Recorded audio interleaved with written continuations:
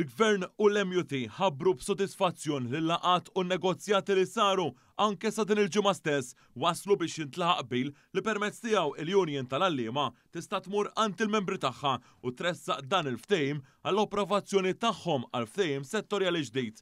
Dan tħabbar fi stqarrija mill-Ministeru għall-Edukazzjoni u l-MUT il-ġimgħa wara nofsinhar. Il-Ministeru u l-MUT irringrazzjaw li daw kollha li kienu madwar il-mejda d-diskussjonijiet għall-impenn u x-xogħol tagħhom li waslu biex waslu saw. Sanittant reaġixxa għal din l-aħbar il-Prim Ministru Robert Abela li ringrazzja lill-Ministru għall-Edukazzjoni Clifton Grima u lill-ħaddiema taċ-ċivil iddedikat li ħadem għal dan il-qbil.